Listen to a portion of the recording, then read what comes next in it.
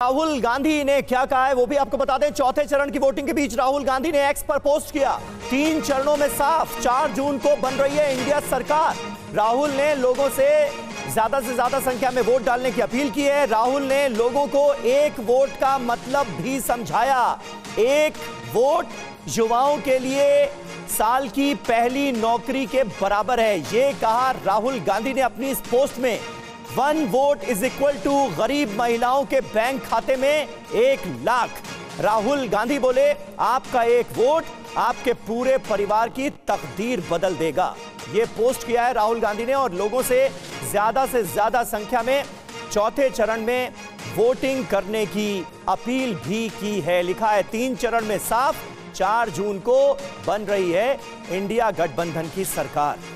हमारे साथ इस वक्त 3 बहुत खास मेहमान स्टूडियो में मौजूद हैं। 3 वरिष्ठ पत्रकार हमारे साथ मौजूद हैं। समीर चौगांवकर हमारे साथ मौजूद हैं, हर्षवर्धन त्रिपाठी हमारे साथ मौजूद हैं, राजेश जोशी जी हमारे साथ मौजूद हैं। अभी तक आपस में बात कर रहे थे, लेकिन अब हम आपसे बात करेंगे। हर्षवर्धन त्रिपाठी जी, ये 3 फेज के चुनाव के बाद आपको नहीं लगता कि इंडिया गठबंधन कुछ ज्यादा ही उत्साहित नजर आ रहा है? इस उत्साह के पीछे वजह क्या है? क्योंकि बहुत बड़े दावे फर्स्ट फेज के बाद इतने बड़े दावे नहीं किए जाते थे जितना सेकंड और थर्ड फेज के चुनावों के बाद किए गए। अब चौथे चरण का चुनाव हो रहा है, वोटिंग चल रही है, कैसे आप देखते हैं?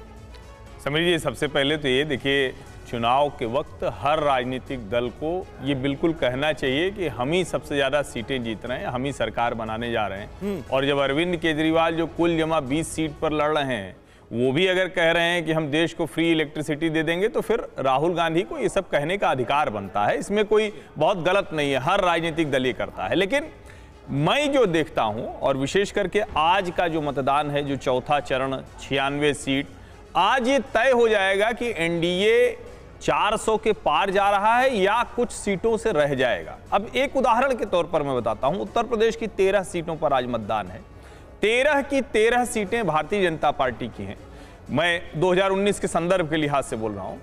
कन्नौज की सीट पर समाजवादी पार्टी ने प्रत्याशी तय कर दिया।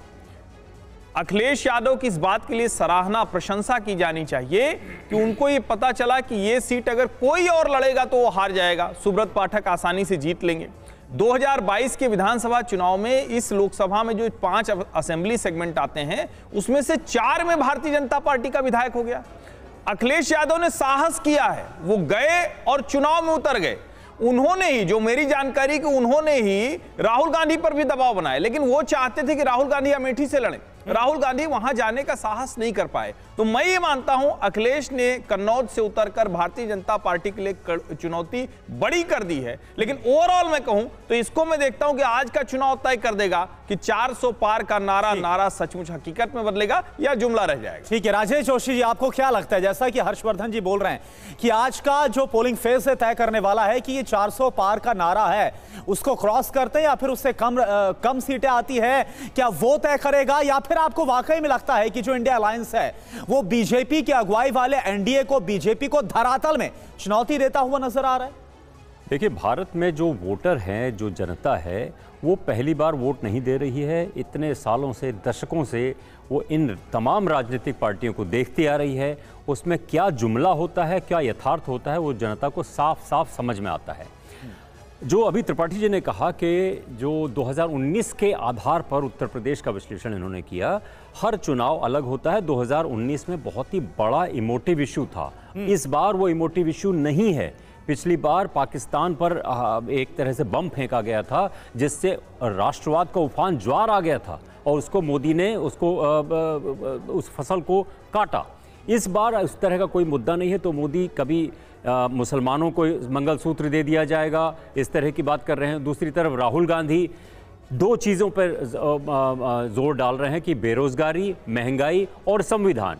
तो ये इस बार का चुनाव अभी तक जो हुआ है, इसलिए उसका उत्साह नहीं दिख रहा है, क्योंकि जनता में उत्साह, उस तरह का कोई उत्साह, कोई उफान, कोई इमोशन नहीं नजर आ रहा है। आज जो तय हो जाएगा वो ये तय होगा कि आज की जो खास तौर पे ये बात इंपॉर्टेंट है कि तेलंगाना और आंध्र प्रदेश अगर कुछ गेन करेगी बीजेपी तो आज के इलेक्शन से करेगी। आज उसके पास जो राज्य हैं उनमें गेन करने की स्थिति बनेगी। लेकिन पिछले 3 जो चुनाव हुए थे 64% उसमें हुआ था और यूपी में सबसे कम वोटिंग परसेंटेज हुआ। इससे जाहिर होता है कि लोगों को उस तरह से मोबिलाइज शायद नहीं कर पाए। समीर चौगांवकर जी, इसे आप कैसे देखेंगे?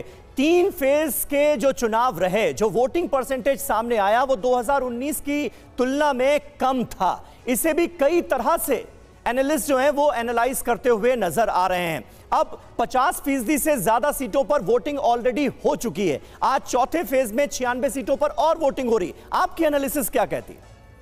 देखिए, चुनाव शुरू होने के पहले इस बात को देश की जनता ने तय कर दिया है कि प्रधानमंत्री मोदी तीसरी बार सत्ता संभालने जा रहे हो। मुझे लग रहा है कि चरण दर चरण जैसे जैसे वोटिंग बढ़ते जा रहा है, भारतीय जनता पार्टी की सीटें और इंडिया की सीटें बढ़ती जा रही है। वोटिंग इसलिए कम हो रहा है, देखिए समीर जी, क्योंकि विपक्ष को ये लगता है कि वो सरकार नहीं बनाने जा रहे हैं और जनता जो उनके साथ जुड़ी हुई ये भी इस बात को मान के चल रही है कि प्रधानमंत्री मोदी तो तीसरी बार आ ही रहे हैं और प्रधानमंत्री मोदी लगातार इस बात का जिक्र करते रहे।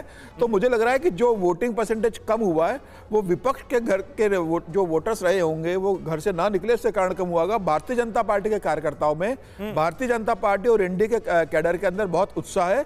वो सब बूथ मैनेजमेंट बहुत अच्छा हो रहा है और सारे वोटर्स बाहर नहीं, लेकिन एक दलील, एक लॉजिक ये भी तो दिया जा रहा है कि भारतीय जनता पार्टी का वोटर्स जो है, कोर वोटर, वो भी उस तादाद में बाहर नहीं निकला, उसमें उदासीनता नजर आई, इसकी वजह से वोटिंग परसेंटेज कम है। नहीं, मुझे नहीं लगता। देखिए, वोटर को ढोल बैंड बाजे के साथ तो वोटिंग करने जाता नहीं, वो घर से निकलता और वोटिंग करने जा रहा है। भारतीय जनता पार्टी का कैडर जानता है कि तीसरी बार प्रधानमंत्री मोदी को प्रधानमंत्री बनाना है, मोदी जी को, और 2047 के लिए जो विकसित भारत की बात प्रधानमंत्री मोदी कर रहे हैं, इसके लिए प्रधानमंत्री मोदी को 300 से ज्यादा सीटें देना जरूरी है। तो भारतीय जनता पार्टी का वोटर और जो प्रधानमंत्री मोदी को फिर से पीएम देखना चाहता है वो सब वोटिंग करने निकल रहे हैं। 2-3% का वोटिंग परसेंटेज जो कम हुआ, इससे भारतीय जनता पार्टी की सेहत पे या भारतीय जनता पार्टी की सीटों पे बहुत फर्क पड़ने नहीं वाला है।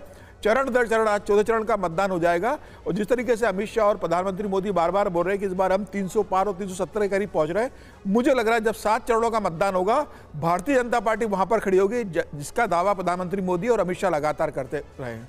समीर जी, एक चीज मुझे लगता है कि अब हम लोगों को, दर्शकों को भी साफ साफ समझ में आए, ये पहले चरण के बाद भ्रम था या कहें कि दूसरे चरण तक भ्रम बना हुआ था, लेकिन तीसरे चरण का जो मतदान हुआ है वो तो 2019 के बराबर ही हुआ है।